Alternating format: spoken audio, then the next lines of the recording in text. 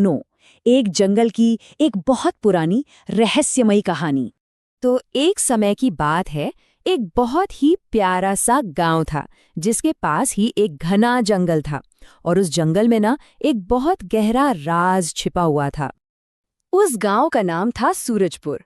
और वहीं एक छोटी सी झोपड़ी में रहता था रामू। वो बहुत ही भला इंसान था, दिल का एकदम साफ, पर बेचारा बहुत गरीब था।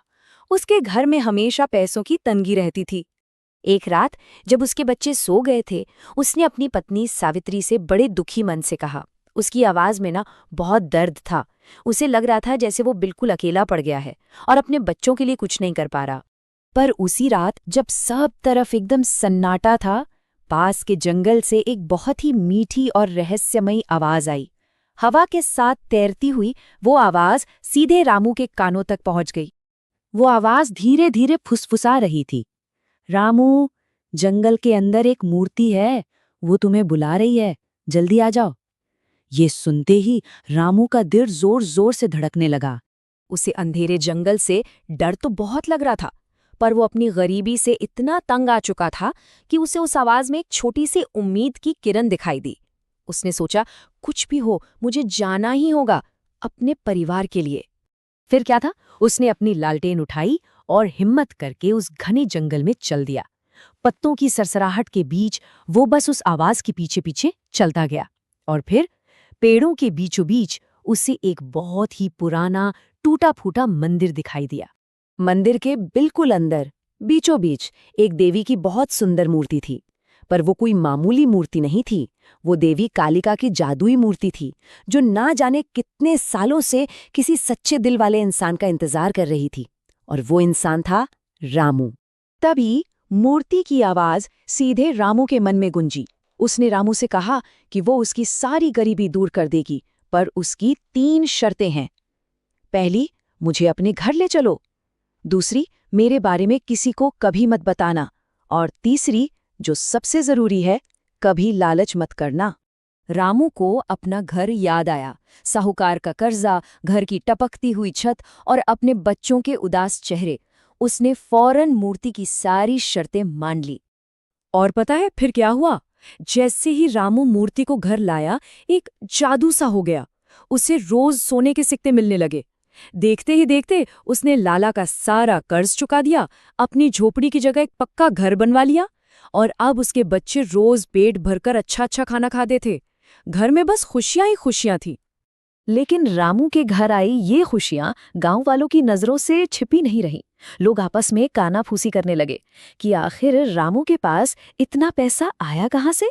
उन्हीं में एक था मंगल। वो बहुत ही लालची और जलने वाला आदमी था। उसे पक्का यकीन हो गया कि रामू को कोई खजाना मिल गया है। उसने मन ही मन ठान लिया कि वो इस राज का पता लगाकर ही रहेगा। तो एक रात जब पूरा गांव सो रहा था, मंगल दबे पांव रामू के घर में घुस गया। और वहां एक कोने में उसने उस चमकती हुई जादुई मूर्ति को देख लिया।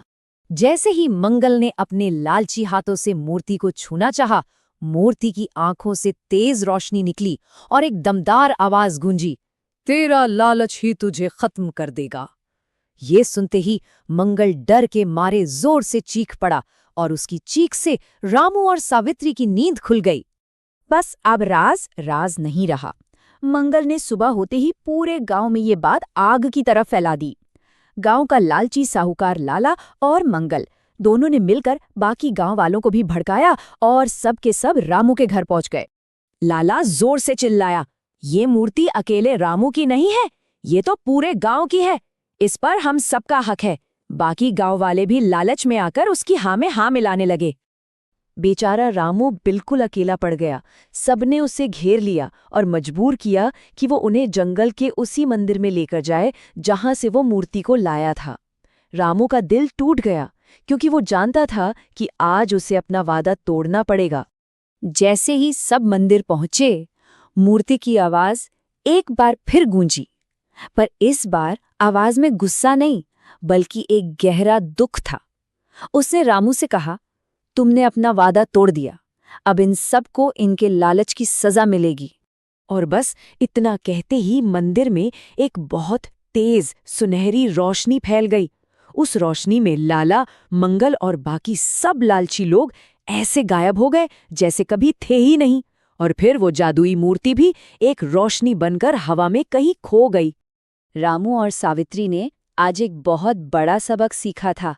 वो चुपचाप अपने घर लौट आए। अब उनके पास सोने के सिक्के तो नहीं थे, पर हाँ, उनके दिल में एक नया और असली खजाना जरूर था, शांति का और संतोष का। तो इस कहानी से हमने क्या सीखा? यही कि असली खजाना सोना चांदी या पैसा नहीं होता। असली खजाना तो हमारी मेहनत और हमारे दिल का सुकून होता है।